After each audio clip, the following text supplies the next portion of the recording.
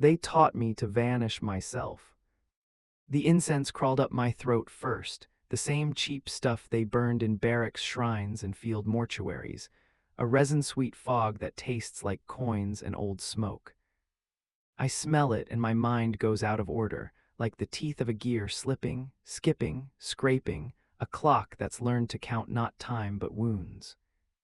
I remember a corridor, riveted walls sweating with condensation, hymn static murmuring from a vox grill, blessed be the hand that obeys, blessed be the hand that obeys, and my boots moving without me, my body a quiet tool in a long metal fist. But that can't be right. Tools do not dream. Tools do not wake in the wet dark with a mouth full of someone else's prayers. You ask me who I was, you're very kind to ask. It's a small kindness, a soft cloth over a blind lens, and it makes me ache. Names hurt now, they are hooks rusted into flesh. When I try to pull mine out, I feel the barbs. I was conscripted once, so perhaps I was a soldier. I held a lasgun until it became an extension of breath. I learned to kiss the seals on my flak, to polish the cheap aquila with the corner of a rag until it shone like a second skin. But I remember, too, a colder discipline. The taste of oils used not for rifles, but for smaller machines. Slide, click, hush. The wet animal smell of a glove turned inside out, the way fabric learns the shape of a throat. They shaved my hair so many times even the follicles learned to keep their heads down. I slept in a place where names were numbers and numbers were prayers, and every prayer ended with a muzzled touch under the tongue. When did a guardsman learn that? When did a human throat learn the liturgy of quiet? I dream of a blade that isn't there. It hums against my gums as if they hid it in my jaw. I worry it with my tongue like a loose tooth and taste copper, a bright little star behind my eyes. Memory doesn't run in lines, it dribbles, it collects in the pits of things. There's a pit in me where they poured the instructions. Stand in shadow until the shadow forgets you. Walk through rooms like unspoken words. Become the gap between two breaths. Learn the emperor's gaze is brightest at the periphery, and so the holiest thing you can be is almost seen. I accepted this like a sacrament. I swallowed every clause. They called it obedience. It felt like erasing yourself one hair at a time until even your outline apologized. Sometimes the hymn changes. The vox coughs and the speaker cracks and that thin metallic voice says, "Tales from the Forgotten," and I know it's a category we were trained never to be in. Forgotten is not failure, it's a function. You are made to be forgotten so that larger things can stand. Thrones, for example, enormous and invisible. The throne I died for, I think I'm dying, I can't promise when it began, doesn't have a shape I can see. It has a gravity, it has a hunger. Men build thrones, empires starve for them. We are only the harvest. The first time I realized my mind wasn't entirely mine, I was in a chapel that smelled of salt water though we were 9 years from an ocean, and I was putting my forehead against the lip of a reliquary. The reliquary was an old shell casing. Inside, someone's tooth. That is what we put in our shrines, fragments of those who obeyed. I wanted to be close to that tooth. I pressed until my skin squeaked. Behind my eyelids, the darkness was a room, and in that room a woman stood with her hands folded and her eyes blacked out with ash. She said, in the tone of a quartermaster listing soap rations, "You will break clean." I said when. She said again. Then the hymn snapped back in and a sergeant slapped the back of my head for lingering. Later, when I stood guard in a place where none of us breathed if the lights went red, I felt something brush my ear and say my name. I think it was my name, but the voice had the weight of an oath around it, dragged by iron. I turned, and there was only the bright machine hum of men pretending they were not machines. That's not a soldier's memory, that's something else. I tried to keep the pieces neat: barracks, drill, mud, fear, and then other rooms, other mud that doesn't stick to boots because you're not supposed to leave prints, and each time I failed, the failure felt designed. They don't erase you in one sweep. They erase you in thin devotional strokes so you can watch yourself vanish. Devotion is a solvent. I used to carry a tin of it in my chest and drip it line by line over my former faces. You should have seen how clean I got. There was a mission, of course there was. Don't ask me the planet, it had a number flavored like dust. Don't ask me the city, it had teeth. The air there tasted of char on old meat, the way a forge remembers every blade that left it. I was a shadow in a shadow. I watched a preacher whose lips made a saw blade of the word mercy. I watched the way people leaned forward when he said obedience, the way their bodies wanted to be small enough to fit inside the word, the way mine already was. I thought I was there to unmake him. Isn't that what shadows do to candles? But then my handler's voice tapped my skull from the inside with the hollow sound of a wooden spoon on a jar, not the preacher. The scribe. The scribe had a pallid, ink-stained thumb and a way of pulling his head back whenever someone spoke the emperor's name, as if ducking a thrown stone. In his ledger, he wrote wrong columns, how many were taken to labor, how many to serve, how many to ash.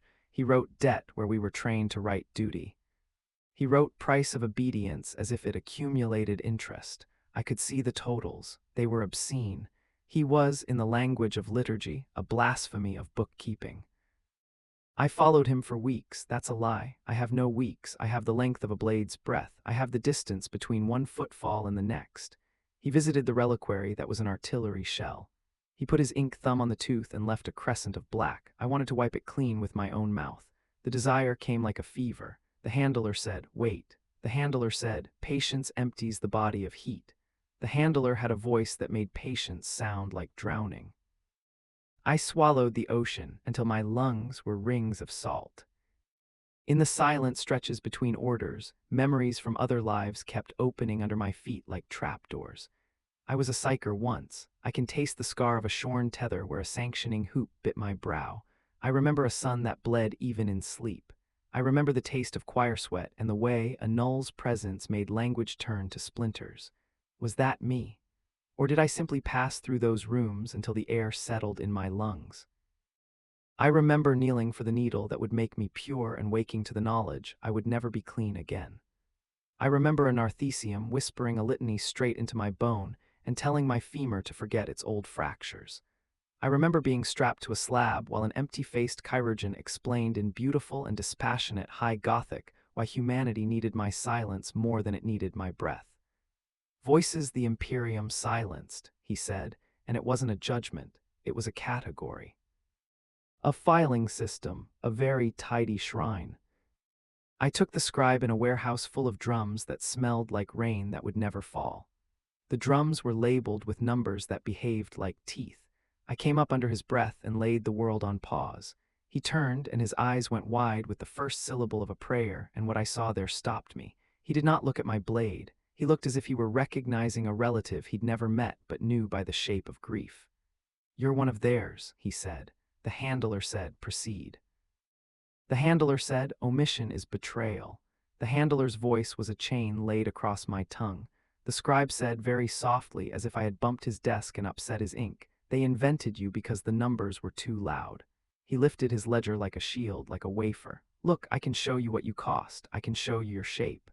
He had written something there that had a hole in it the size of me. The handler said, silence him. I did what a tool does. It is a narrow rescue. It feels like falling into a slot made for you. I put him into the quiet. After I cleaned the blade with a thumb so used to that slide it did the work without me. I went to the shell reliquary and pressed my head to the lip again. I expected penance. I found a gap. The tooth was gone. In its hollow place a strip of vellum curled like a slewed skin. I took it. My name was on it, not the number name that made me a unit, but something older, something someone whispered into my mouth once in a place with wind and grass. The letters looked like a prayer stumbling. My skull went cold in the middle with a wide, small coldness, the kind that belongs to winter stars. Behind me, boots scratched. Ahead of me, the hymn faltered. In my ear, the handler breathed in. I folded the strip very carefully, like a reliquary inside a reliquary, and pushed it under my tongue where holy objects are kept. The city ground its teeth. I walked. I did not remember to be silent, and yet no one turned their heads. I felt as if I'd been pulled a finger's width out of alignment with the world. The thresholds didn't notice me. The doors forgot to be doors. In the dark behind the shrine, a servitor's chain hissed, and it whispered a syllable in binaric that meant orphan and altar and error all at once. I sat down where the shadow pooled, and I put my fingertips against the inside of my wrists as if looking for a pulse. but what I felt instead was catechism. Heart, honor, holy, hollow, in that order. The ledger had been right. There was a column for what the emperor demands and a matching one for what we become to meet it. I don't think they ever balance. I dreamed then, though I don't know whether my eyes were open. The woman with ash-blackened eyes came to S. Tanned at the end of a corridor, sweating with condensation. This time her mouth was clean. "What do they count you as?" she asked. I tried to answer, but numbers came up like bile. "I tried to add you," she said. "I tried, little blade, but every time I wrote you down, the ink ran off the page." She reached up and with 2 fingers carefully unhooked something from my throat that I could not see until it was gone. I gagged. The air rushed in like old light. "They taught you to vanish yourself," she said gently. "But vanishing leaves a bruise. That is what you are now, a bruise in the shape of a man." She pressed her forehead to mine. It was the first tenderness I can remember. Perhaps that is why it felt like a wound. When I woke, the handler's voice was not in my ear. The vox was a mouth full of broken teeth. Somewhere far away, a siren thought about starting and decided against it. My hands were very careful, very slow, like penitents washing bones. I took the strip from under my tongue. The letters had bled. They looked like steps disappearing in a tide. I held it up to the shrine's guttering light and recognized the first letter and the last. The beginning and the end. The middle was a smudge I might have once been. I tried to sound it, and the sound snagged in my throat like a hooked prayer. There's a click. It is inside my skull and outside in the room and under my tongue where the reliquary taste will not leave. I was trained to know that click. It means alignment. It means a weapon is remembering what it is for. The hymn on the vox flickers, cuts to a whisper I have heard only one time before, just before the priest put his hand on my head and said, "You will break clean." Now the whisper does not belong to the priest or the handler or the ash-eyed woman. It belongs to someone who has been patiently waiting in the gap I carry. It says my name, not the number, not the prayer, not the tool. It says my name the way a blade says light. And when I look down at the strip in my hands, the letters are moving, rearranging, spelling out an order I have never seen. It says turn around, and I am all ready.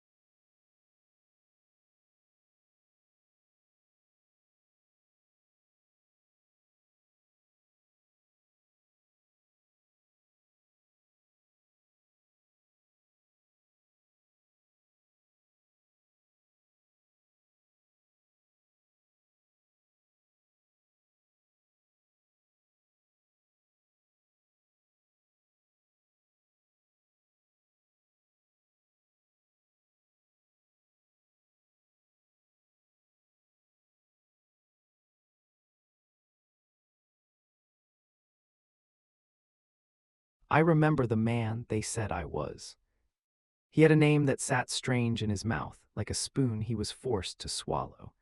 He had bones wrapped in oath cloth, a uniform that never fit quite right because he never stopped shrinking. He reported for duty each morning with his eyes hollowed out and his mouth full of dust. They called him trooper, asset, relic, asset again, until even the syllables wore thin. And when the time came for him to vanish, no one noticed he was already gone. I think I killed him. No worse, I obeyed so precisely, so quietly, that I became the knife that shaved him away one memory at a time. Each order was a small funeral. Each mission a prayer carved into his face with no reflection left to argue back. If I close my eyes now, if I let this darkness settle like smoke, I can almost see him again. Not clearly, just enough to ache. He walks with my gait, but lighter. He blinks too often, like he's afraid the world will disappear if he closes his eyes too long. He holds a relic in both hands like he doesn't know whether to worship it or bury it. They said I was that man. But the moment they put the code key against my skull and let the orders bloom in my spine like cancer, that man was unmade, recycled, pressed down into something useful, his soul rendered into fuel. He had a laugh once. I remember it like a crack in a reliquary. It echoed off metal beams, sharp and clumsy, and someone nearby told him to shut it down before a commissar heard. He clutched his ribs as if holding something too precious to lose and said, "Even the emperor weeps, brother, might as well join him." I don't know what joke prompted that laugh. Maybe there was no joke. Maybe it was rebellion in its smallest form, a sound that didn't fit inside regulation. They took that laugh, sliced it thin and buried it under layers of silence drills, kill seed phrases, dream control tinctures. They told me silence was faith at rest. That laughter opened doorways that could never be closed, so I learned to smile only with my blade. I don't think the blade is gone. Even now, with my body folded in this corner where the shrine's light doesn't reach, I can feel its shape in my mind like a phantom limb, the weightless sharpness. The rituals etched along the spine. Every blade had a psalm. Mine sang only to me. It whispered obedience, not loyalty. There's a difference. Loyalty hesitates, obedience doesn't. I was so very obedient. The strip of vellum is gone, or changed. I had it tucked beneath my tongue, pressed like a blessing against the soft roof of my mouth. When I woke, it was pulp, dissolved, and yet its instructions remain, not as words, as instincts reactivated. I no longer walk, I move. I no longer breathe. I pace myself by the tempo of unseen footsteps. "Turn around," it said. I did. Now the corridors around me shift, no longer the basilica dormitories or maintenance ducts. This place smells like rust drowned in rosewater, like machines that remember prayer but not their purpose. I found my way into a forgotten place, or perhaps I've been led. The walls here don't echo, they absorb. Every sound I make dies an unmarked death. That is mercy. I hear breathing that isn't mine, rhythmic, measured, a ritual in lungs. Someone is behind the next bulkhead. I don't draw the blade, I can't find it, but I ready something older, stillness. Stillness like the silence between the words of a chant. Stillness that kills before it strikes. The door creaks open with the sound of a confessional. Inside, a man sits hunched over a hololith. He's wrapped in robes too big for him, sleeves dragging like penitents. His fingers move in slow, uncertain circles above the control surface, and I see that he is tracing symbols over and over, symbols of access, of memory, of erasure. He is remembering me. Or rather, remembering the versions of me stored in a vault somewhere deeper than flesh. Vox mission logs, oath echoes, cortical imprints, all the data that proved I once existed, broken into shards and cached in obsolete archives. The man in the robes is trying to reassemble a shadow from shattered mirrors. I can feel it in his body, the tremble of guilt and futility. He doesn't know I'm behind him. That's important. I want to watch how he grieves when he believes no one is looking. His lips move.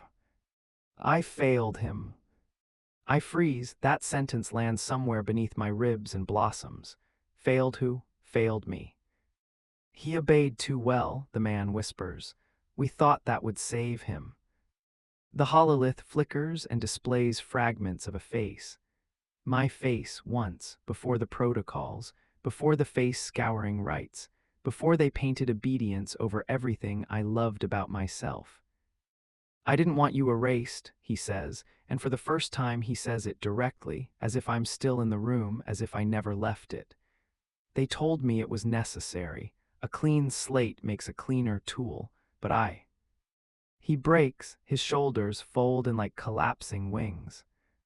I remember your name, he chokes. And I'm the only one left who does. I don't step forward, I don't announce myself, I simply breathe, and the sound reaches him. His head jerks up, he turns, he sees me. He does not scream, he does not kneel. He only lowers his eyes and says, I'm sorry. And the thing in me that was trained to strike trained to silence memory before it became sin, wavers. A full second passes. Then two. And for the first time since the handler's voice bled out of my skull, I speak. What was it? He doesn't pretend not to understand. Your name, he asks. No, I whisper. The mission, the last one, the one that unmade me. He swallows, looks down. They told you to kill a boy. Silence stretches between us like flayed nerves. He was no older than 15, son of a governor who defected. They said his bloodline was tainted. They said the emperor's mercy had limits. I don't remember it. I know. And the boy. The man bows his head. He smiled at you before you did it, as if he recognized something. Did I hesitate? He shakes his head, not once. Of course not. The old me, the tool, was perfect. Too perfect to disobey, too perfect to feel the weight of the blade. But something had cracked since then. A filament of memory too stubborn to be burned clean. A glimpse of the boy's smile tucked into the fold of my mind like contraband. I step forward and the man stiffens, but I do not reach for him. I reach for the hololith. I place my hand over the controls and he yields them without protest. My fingers trace the same symbols he did, but backwards. Inversion, corruption of the right. The machine resists, then obeys.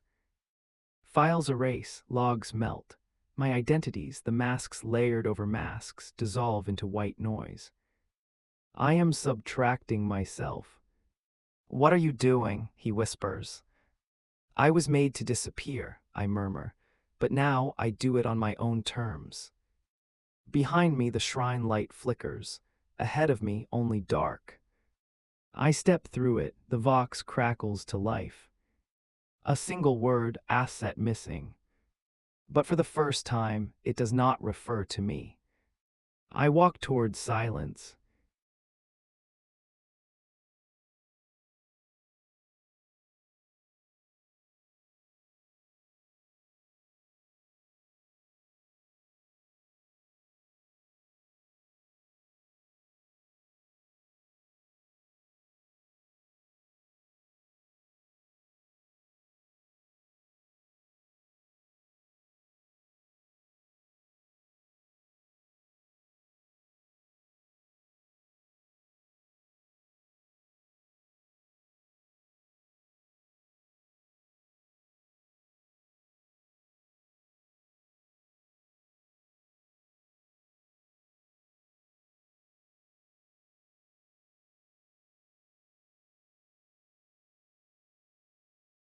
It started whispering again last night.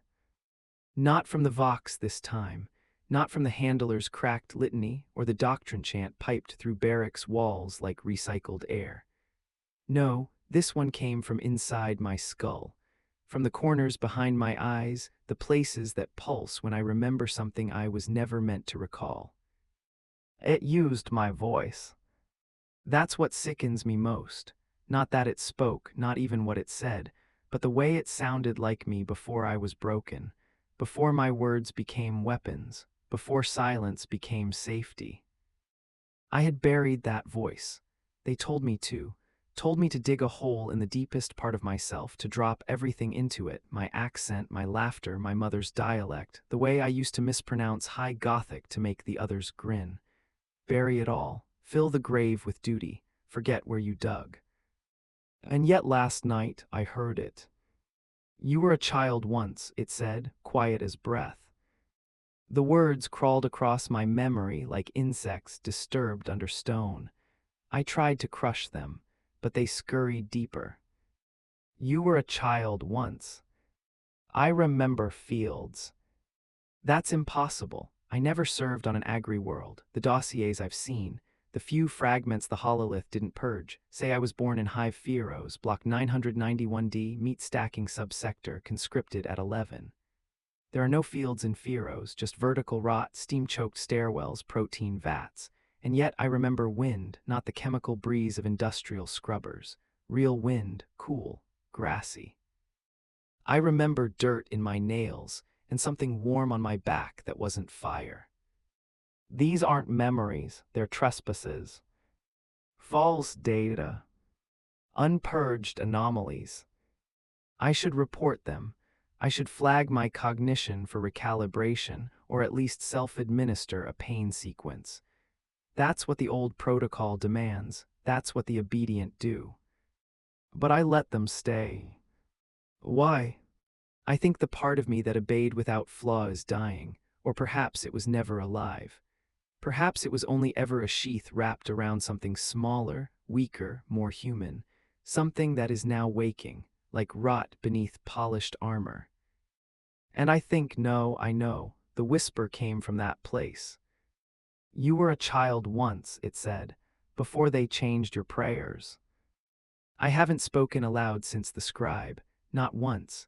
I fear what my voice will sound like. I fear it will not belong to me anymore, or worse, it will. So I write now on a scavenged strip of parchment, the kind acolytes use to practice calligraphy and prayer seals. The ink smells like iron and salt. It stains my fingertips, a mockery of penance. I write not to remember, but to see what still bleeds when I press. The whisper continues. I try to ignore it. I try to focus on movement, shadows, schedules. I eat only when the ache turns sharp. I drink when my vision ghosts at the edges. My body, once a tool honed to precision, now feels clumsy. I am learning what it means to be tired again. What luxury! The forgotten corridors I walk have no surveillance. Either the place is so old the systems have decayed, or they never installed them here. The walls are devotional in design, not military, curved arches, flaking murals of saints whose names were lost in some doctrinal update cycles ago. The faces in the paint are smeared by time, but their eyes remain, watching, accusing, or perhaps pleading. Sometimes I stop beneath them and ask, did you obey too well? None answer. The whisper does. You believed obedience would make you holy, but it only made you hollow. I feel the truth of it like a cracked rib. Was there ever a version of me that didn't obey? Did I resist once? Did I beg? Did I weep behind the shrine before I made my first kill? I can't remember. But the absence feels sculpted, deliberate, like someone carved those memories out with surgical hymns. Why preserve only the violence?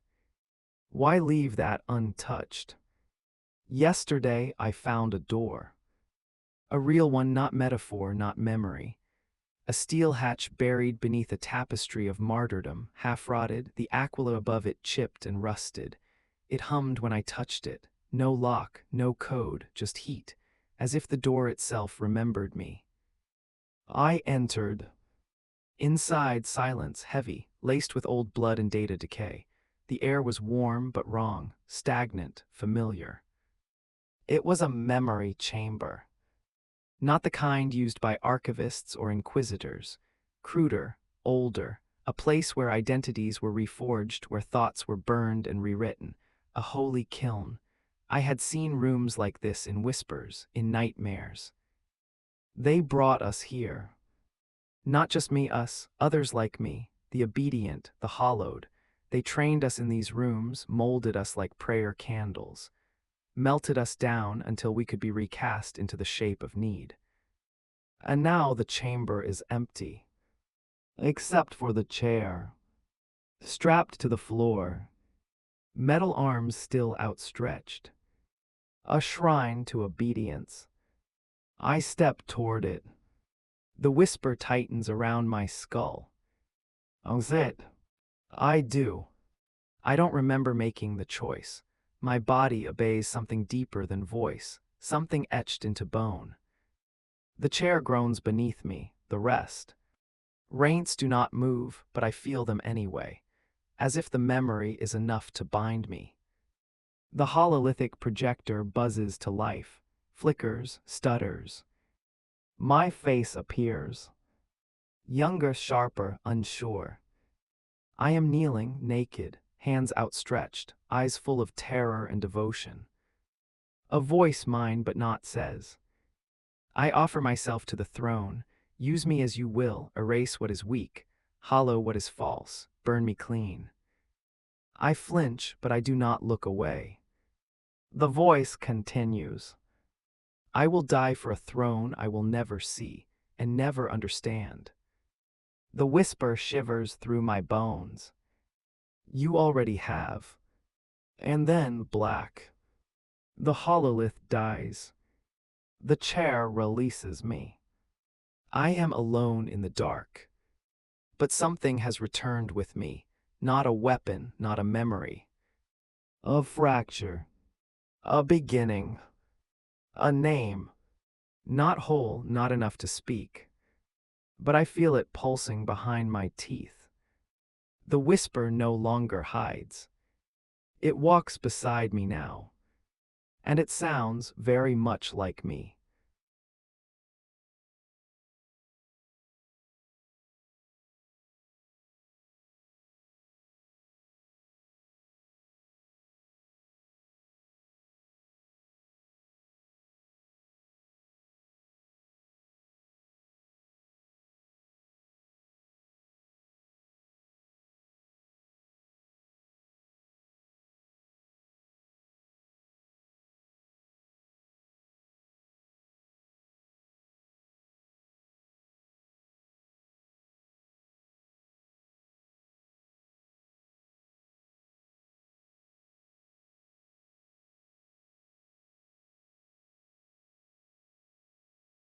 I found a mirror today.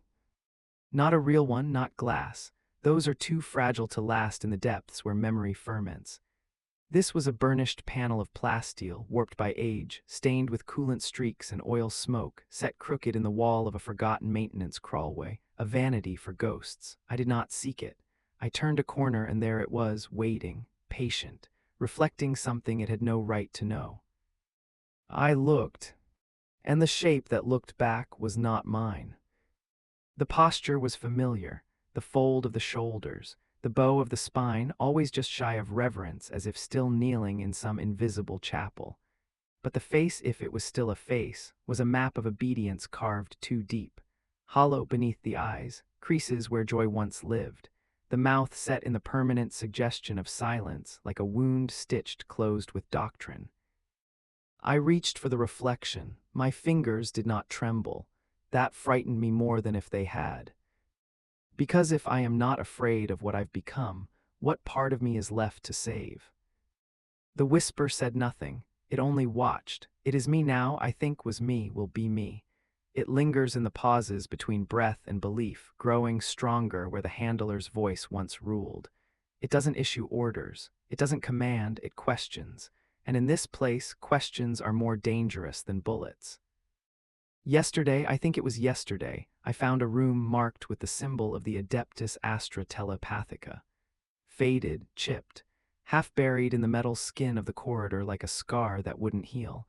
The door was ajar, no lock, just a threshold worn smooth by retreating feet.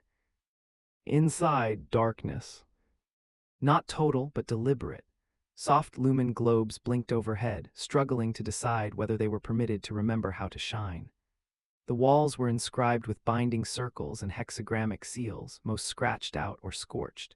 A psyker's preparation chamber, abandonment made manifest. In one corner, a pile of null helmets sat like broken eggs, their inner linings charred from overuse. I touched one. It hissed. Even after years of disuse, it remembered the shape of agony.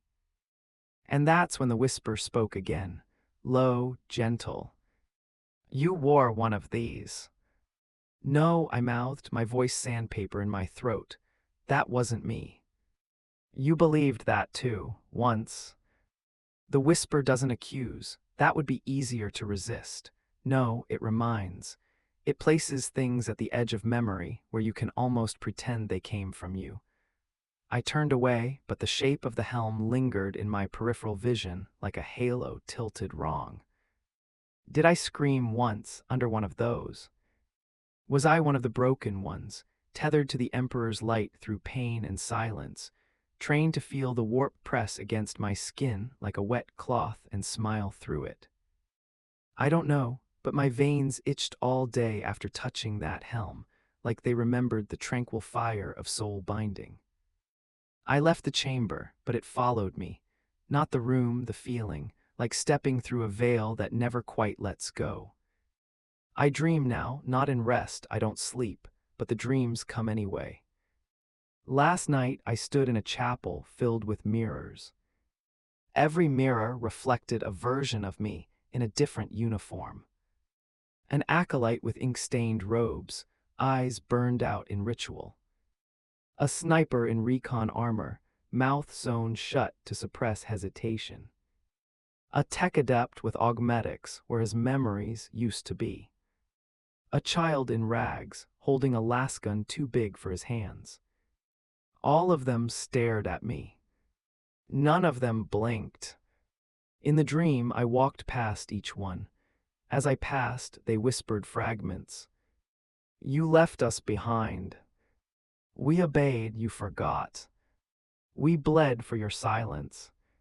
We screamed and you called it peace. And then I came to the last mirror. It did not reflect anything at all. It was not broken, just blank. Like a surface waiting to be told who to become. When I raised my hand to touch it, it shattered. And I woke up coughing blood. Real blood, bright, bitter, the color of rusted dogma. It stained my palm. I kept it. Pressed it against the plasteel panel from before my fake mirror and saw it there, a smear in the shape of a question. Who am I when I am not obeying? That's the question the Imperium never teaches you to ask. It teaches loyalty, discipline, sacrifice. It teaches how to be a cog, a gear, a sacrifice worth forgetting, but it never teaches you how to look in a mirror without saluting the ghost inside. Today I found a servitor. Decommissioned, inactive, slumped against a wall like a forgotten statue of a saint no one prays to anymore. But it had eyes. Still wet, still human. The mechadendrites had long since withdrawn, their work finished. The mouth was sewn with wire, but not entirely. One side torn, like it had tried to speak once, and the machine's spirits rebelled. I knelt beside it. I looked into those glassy eyes and wondered if they ever saw themselves reflected in mine. And that's when I realized I've been walking among tombs. This whole station, this whole forgot. End corner of the Imperium, it's not a base, not a facility, it's a reliquary of failed obedience. Every chamber a confession, every corridor a prayer no one heard. And me. I am the only relic that still breathes. The whisper says, you are not alone, you are what they buried, but you remembered. I place my hand on the servitor's cheek. Still warm. Still soft. It twitches. Just once. And then the vox crackles in the distance. Not in my ear, not internal. An external speaker. Low, gritty, forgotten. Subject Delta 7. Asset location compromised. A silence. Then containment protocol invoked. I don't breathe. Not because I'm afraid, but because I hear it clearly this time. The voice on the Vox is mine. An older recording, from before the handler fell silent, from before the whisper found me. The past is hunting me now, and it's wearing my voice.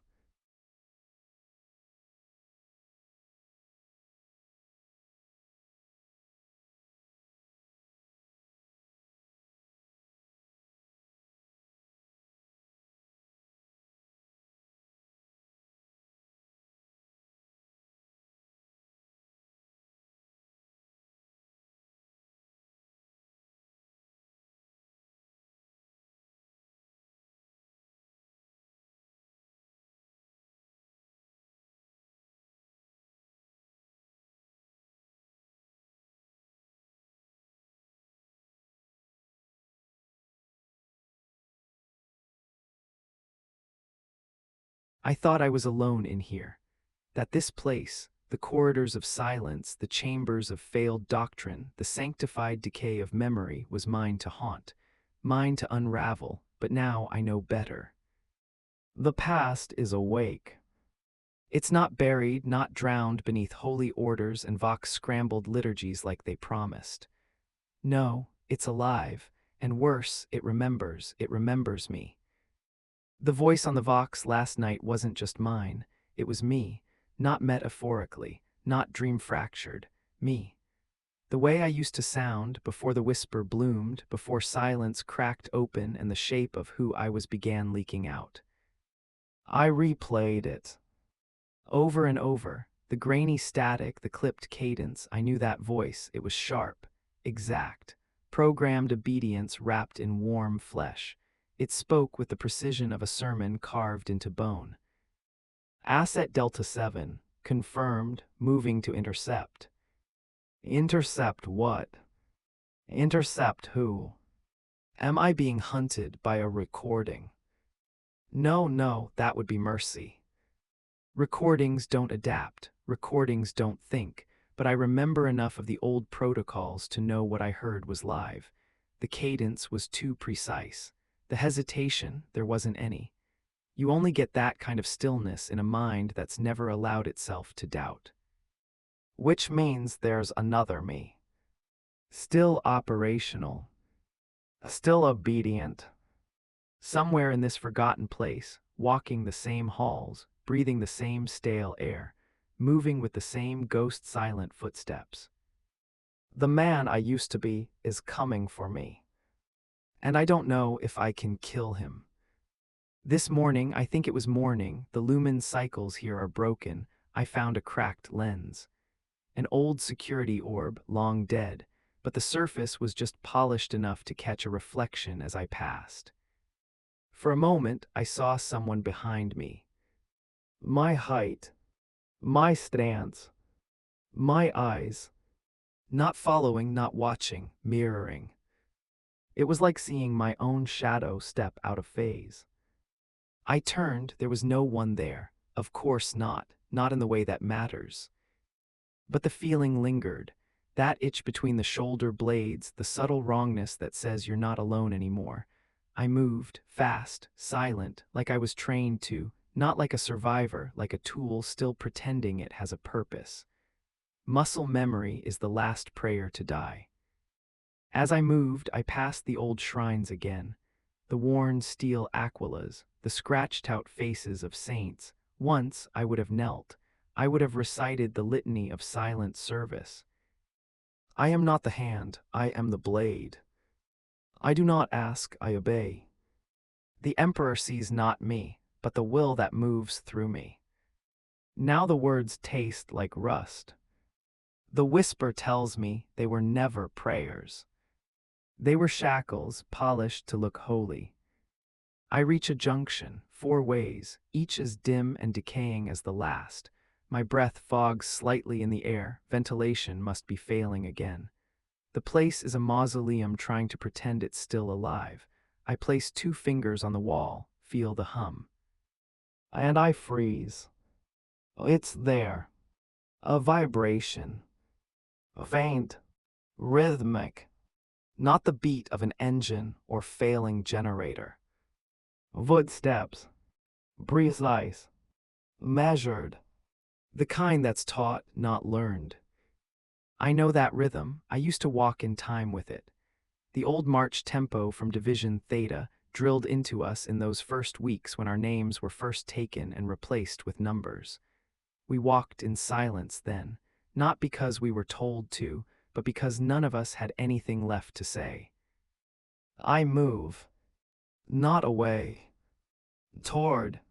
I don't know why. I should run. I should vanish again. Fade into the ducts and grates and forgotten crawl spaces where only vermin and failed prayers dwell.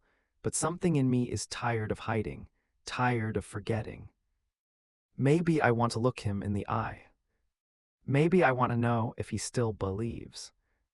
The corridors narrow, the walls lean in like watchers too broken to intervene. Every 20 meters or so, the lumen strips spark, trying to remember how to glow. They fail, like everything else here. Then I see it. A shadow turning a corner just ahead. Not running, just moving, without fear, without pause. Like a blade in search of its sheath. I press myself to the wall, breathe through my teeth. Wait. And he passes. Not 10 meters away. Same height. Same hair. Same bearing. But the eyes hollow in a way that mine no longer are. He doesn't see me, not yet. And I realize he's not hunting me. He's retracing my steps. He's following my old path. Everything I thought was mine, the solitude, the discovery, the whisper's sanctuary, he's walking it now like a hound sniffing out a trail of shedding skin. He's becoming me, or I'm becoming him. I don't know where the line is anymore. But I know one thing. He still has the handler in his ear. Because he speaks just once, just enough to cut me open with sound. Delta 7, the anomaly is unstable. Authorization to terminate granted. He's not talking to himself. He's talking to me. He's just behind me now. Somehow, impossibly, even when I'm ahead of him. This place doesn't obey time. Or maybe time doesn't obey us anymore. Maybe that's the price of disobedience. Osing the privilege of sequence. I should run, I don't. I turn around. He's not there. Only the corridor, empty, echoing. But the whisper in me says he's coming, and he will wear your face like a mask. I move. Not away. Not toward. Deeper. Down beneath the structure into a part of the complex not marked on any schematic I can still remember. The air grows wet, organic.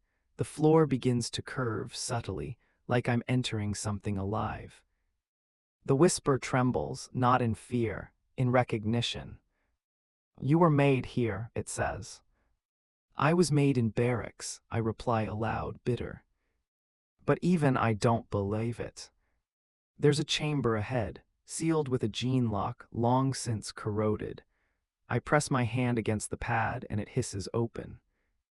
It recognizes me. Of course it does. Inside, light. Soft golden wrong. A room filled with silence that listens. In the center, a chair. The same kind as before. Only this one has a twin. Two seats. Facing each other. Both empty. And between them, something hums. Something alive. I don't step forward yet, my feet have gone cold. My hands are shaking, not from fear, from memory returning in fragments. This is where they split me. Where they took the parts that would question, grieve, reflect, and cast them into the dark. Where they made a second version. A backup. A failsafe. Him. The obedient one. The shadow in perfect formation. The voice still trapped in orders. And I know now, he's not chasing me to kill me. He's chasing me to replace me. To sit in the other chair. To merge. To erase the contradiction. To make the system whole again. But I will not sit. Not yet. Not without a voice. Not without a name. I step into the chamber. And I wait. The whisper curls into my ear, tender. He's wearing your face. I whisper back. Then let him see mine blade.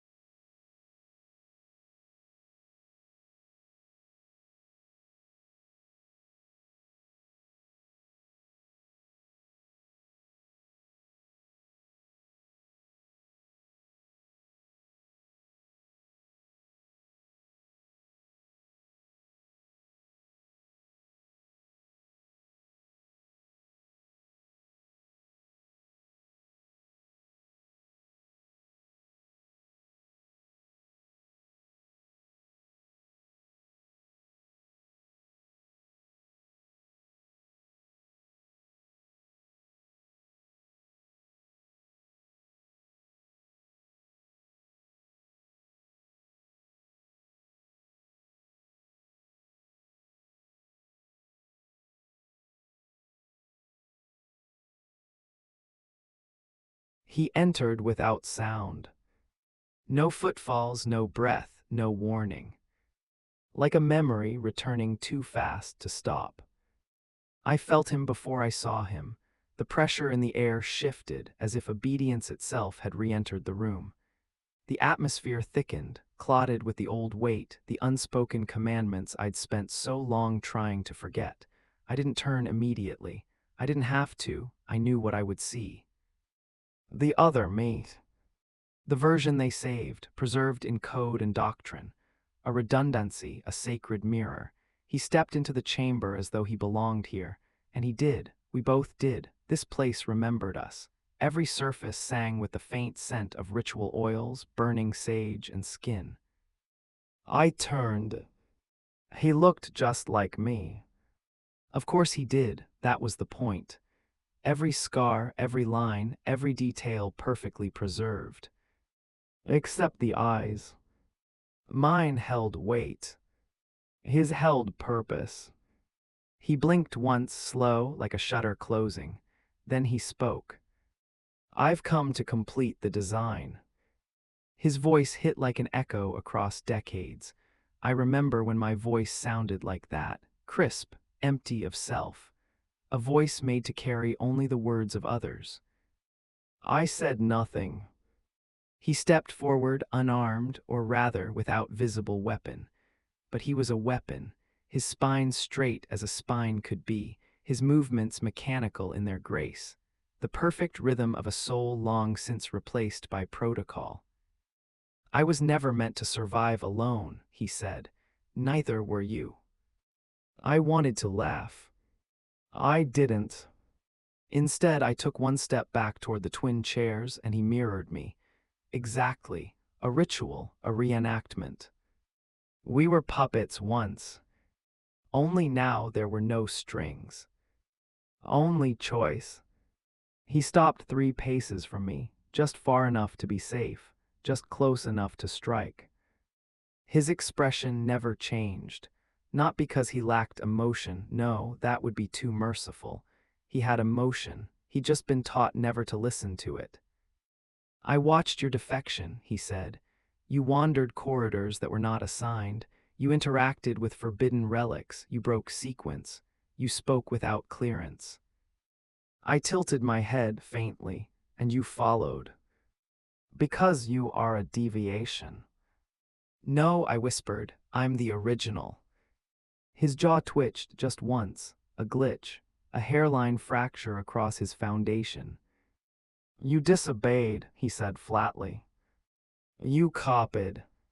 That stung him, I saw it, not in the eyes but in the silence that followed. The pause too long for someone who isn't thinking, his breath hitched. I pressed. Who are you without me? He opened his mouth, then closed it. So I kept going. What do you become when the mission ends? When no one tells you where to go?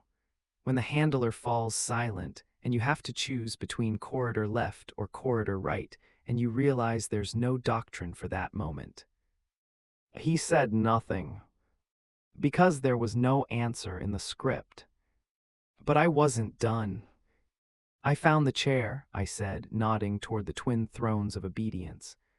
I remembered what they did, how they split us, took the blade and made 2 edges from the same steel, one for shadow, one for silence. His hand twitched at his side.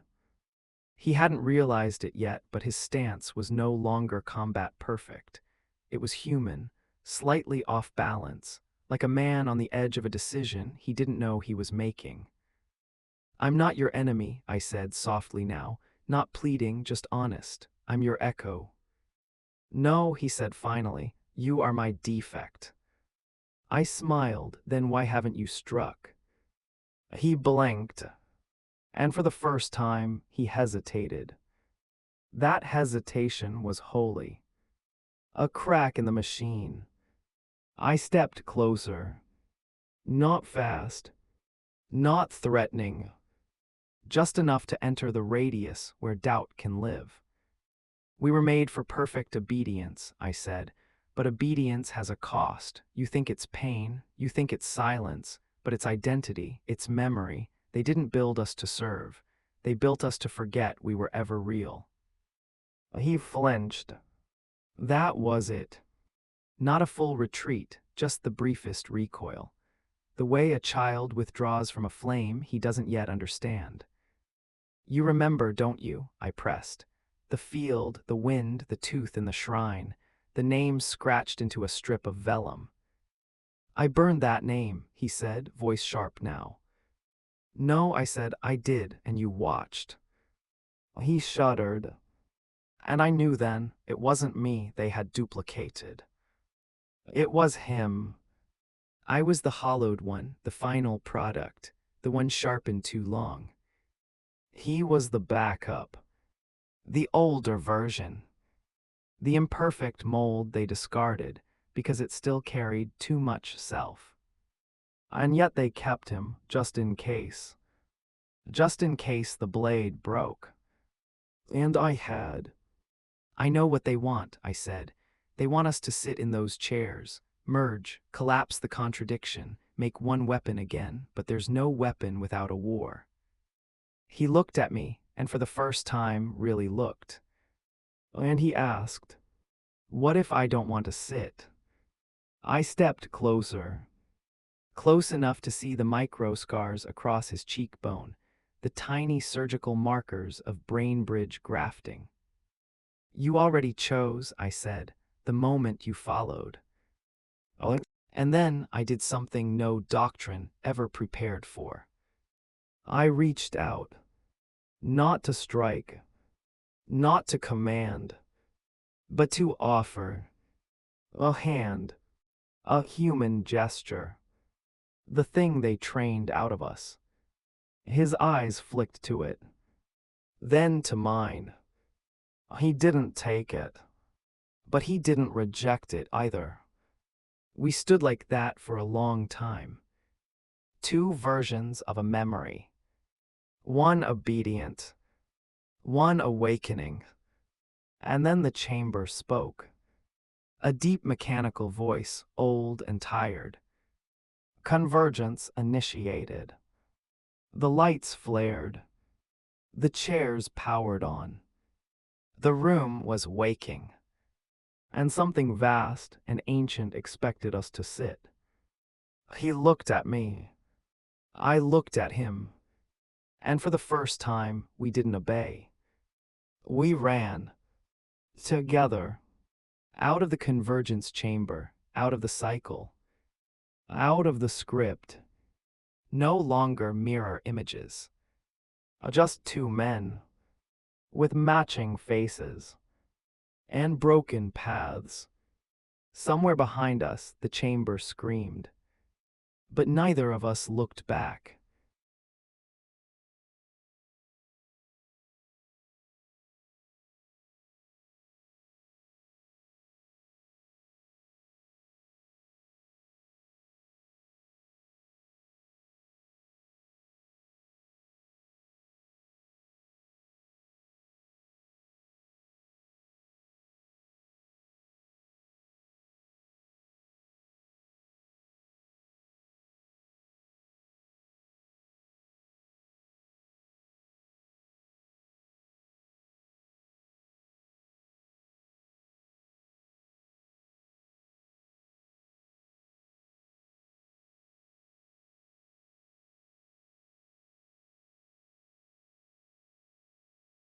We didn't speak as we ran.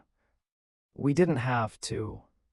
Our bodies moved in perfect symmetry, not because of training, but because we had both been shaped by the same absence. Same indoctrination, same rhythm of fear disguised as faith. We ran not to escape, but to interrupt, to derail something ancient and precise, something that needed us to stay on script. Our boots pounded against metal corridors no longer mapped. Somewhere beneath the main halls of the facility, beneath the shrines, beneath the memory chambers and the dreaming servitors, this place grew stranger, more organic, less sacred. The walls breathed, slow, wheezing. Panels wept condensation like dying lungs. The lights flickered in sympathy, as if trying to remember how to illuminate something not meant to be seen. I glanced at him. The other me. He looked the way I used to look. Not just in flesh. In belief. His jaw clenched like someone swallowing protocol. His eyes scanned each hallway like a threat assessment module was running behind them. But there was a tension now, a misfire in his gait. His body wanted to obey. His soul, it was starting to remember how to question. It would be easy to say he was changing. But the truth is simpler. He was waking up. And I didn't know if he'd survive it. We stopped in a decompression alcove, a dead end flanked by rusted cogitators and a long silent Vox grill. The air was thick with incense stain and burnt copper. I leaned against the wall. He stood a few paces away, watching the corridor behind us like an obedient hound, still unsure if the leash had really been cut. I spoke first. They're still trying to make us choose. He didn't respond. So I continued. They don't care which one sits in the chair, just so long as we merge, collapse the anomaly, return the equation to zero. His eyes flicked toward me. You're the anomaly. I smiled. So are you. You just haven't admitted it yet. A silence. He looked at the wall, then at his hands.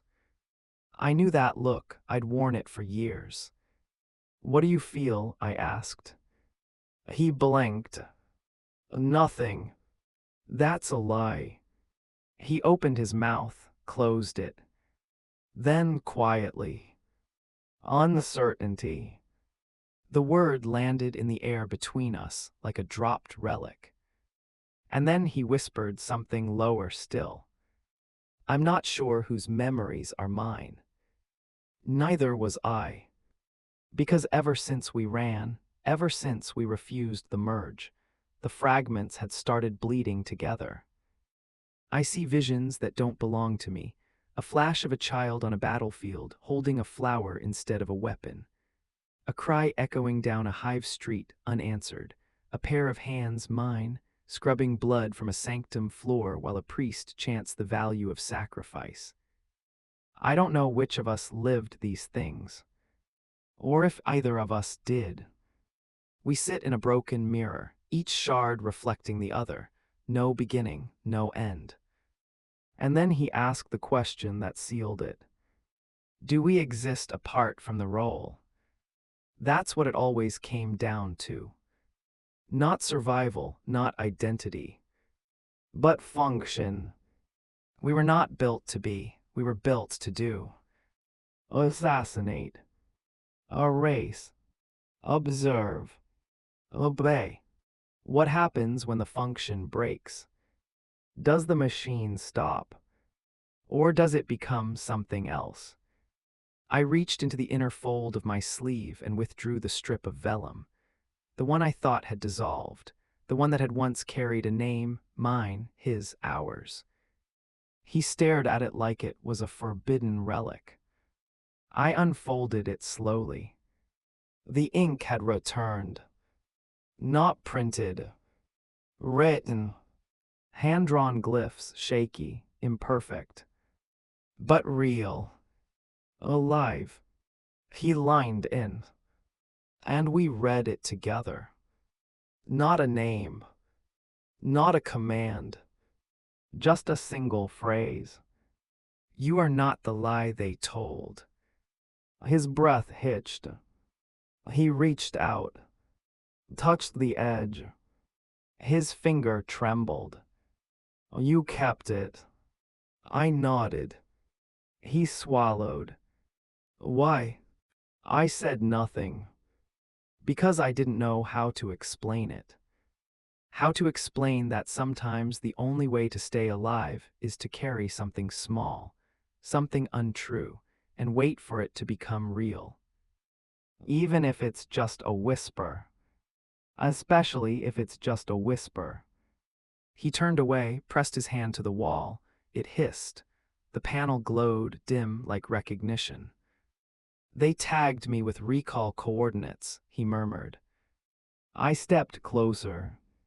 They want you back. They want both of us. He turned, and for the first time I saw it.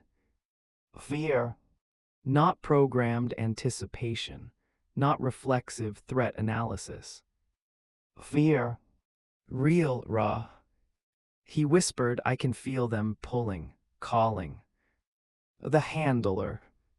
No, he said, the source where they first broke us. I can feel it opening. I stepped away, and suddenly I could feel it too. A pull, like gravity reversed. Not physical, psychic. A vortex buried somewhere beneath the sublevels, not built, grown, fed on obedience and silence and erased names. It had always been there, watching, waiting for us to reach this point, the moment where the mirror cracked enough for it to reach through. I clutched the vellum, felt it pulse like a heartbeat. The phrase shimmered. Not ink, memory. You are not the lie they told. He looked at me. No longer soldier. No longer weep. On. Just a man. Then what are we? I answered without thinking. The wound. He nodded. And smiled. Not fully. Just enough. We turned. And walked. Down. Toward the place where the source was calling. Not to be swallowed, but to look it in the eye.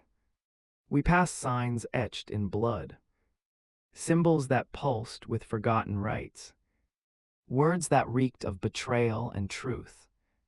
And as we moved, I heard the whisper again. Stronger now, clear, and it didn't say my name. It asked for it.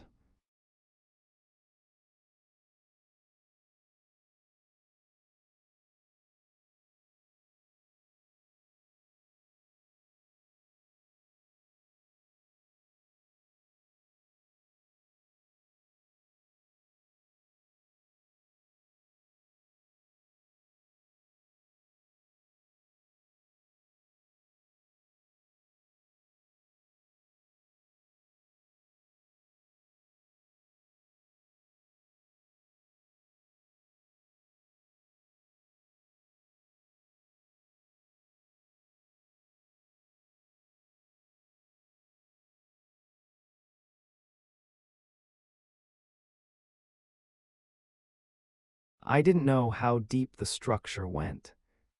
The facility, the shrine, the vault, the echoing bones of obedience, it had always felt large but finite, measurable, contained.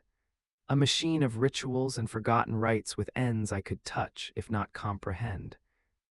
But now, as we descended, he and I, the twin failures of their grand design, I realized this place had no floor, no center, just descent.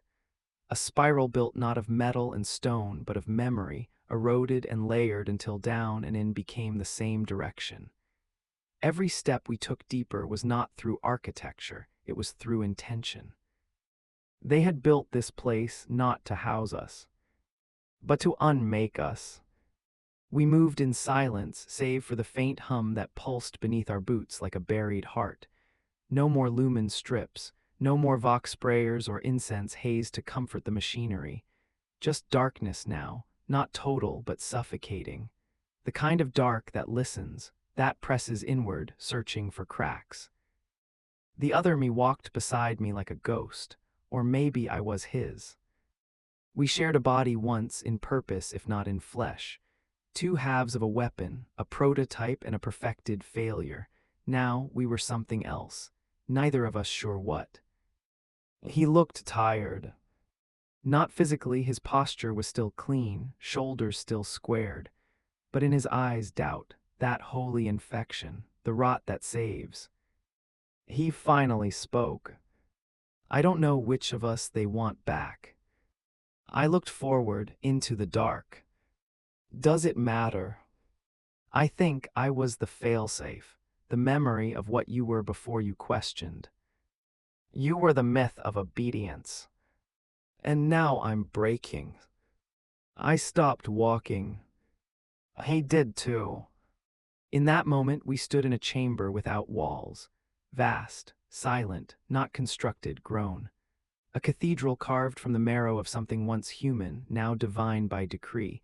Its pillars were rib-like, its ceiling lost in a swirling mist of psychic feedback and industrial prayer. And in the center, the source. I knew it instantly. It didn't glow, it didn't hum with power. It didn't scream with warp echoes or radiate saintly light. It simply was. A black obelisk 10 meters high, half sunk into the floor as if dropped from orbit and left to die. Covered in inscriptions that looked like prayers if you glanced fast, but if you stared, they became numbers. Serials. Names. Kill counts. Asset identifiers. Memories filed in blood and steel. I've seen this before, he whispered beside me. In my dreams. Me too. He stepped toward it. I grabbed his shoulder. No. His face twitched. They want us to touch it, I said. That's why we were allowed to remember, allowed to find this place. You think we're still following a script? I nodded. They want to see which of us reaches first. He looked at his hand, his fingers flexed, and if neither of us does. I turned to him, then we win. He blinked, but he understood. Because the Imperium only knows one kind of obedience, reaction. You push the button, you pull the trigger, you kneel when commanded, you die when required. But to pause, to refuse, is heresy. And heresy is the first breath of freedom. I reached into my coat, pulled out the vellum strip. The writing had changed again. No longer a phrase. Now a name. Scrawled in a trembling, imperfect hand. A name I hadn't spoken in years. A name I wasn't allowed to remember. A name I didn't choose, but that chose me. He saw it, and his breath caught. "Oh, is that?" I nodded. "My real name." He looked shaken. "Do I have one too?" I held out the strip. "It's yours as much as mine. We were never split, just refracted." He took it with both hands, held it like something sacred. Tears gathered at the corners of his eyes. And in that moment, the obelisk reacted. Not violently, not with fire or sound. It just noticed. The air changed, became heavy, hot like a forge waking. A deep thrumming began to build, not from the obelisk, but from within us. "You feel it," he gasped. I did. Something inside me was resonating, like a prayer I never spoke but always carried, a blueprint buried beneath the skin. "They want us to fuse," I said, "to overwrite both with something new, a cleaner version." He fell to his knees. "It's pulling me in." I knelt beside him, pressed my forehead to his. "I won't let it." His breath came fast, wild, his hands shook. "They said we were the same." We were. They said we would never survive apart. We didn't. He looked up. "What do we do?" I answered with the only truth I had left. "We blade." And then I drew the blade. Not the one they gave me. The one I became. The whisper, the doubt, the scar of disobedience given edge. I took his hand, pressed the flat of the blade to his palm. He didn't flinch, and together we cut. Palm to palm, blood to blood, memory to memory. We pressed our hands together, and in that moment the obelisk screamed. Not with sound, with data. A flood of memory not stored, but stolen. Every erased life. Every silenced voice. Every servitor who dreamed once, then forgot. Every psyker who screamed trut. H in the warp before the Emperor's leash burned it away. Every name that never made it past the training halls. We felt them all. Inside us. And in that agony, something broke. Not us. The script. We were no longer readable. No longer useful. No longer obedient. We were a glitch in the choir. And the choir choked. The obelisk cracked. Once. Twice. Then shattered. Like glass caught in a song it couldn't understand. Light poured from its wound. A light not holy, but human. Raw. Unfiltered. Ugly and beautiful and real. We collapsed. Side by side. The world didn't end. But something else did. The chain. The silence. The machine. And when I woke, I was alone. He was gone. No blood, no trail, no remains. Only the vellum strip. Now blank. As if his name had been spoken. Returned. Freed. I stood. The air was still. The chamber silent. And I realized they would come for me again. Of course they would. The Imperium does not forget its tools. It just buries them. But when they come, they won't find a weapon. They won't find an asset. They won't find a shadow. They'll find a man. And I will not kneel. Because I remember my name. And that is more dangerous than any blade they ever forged.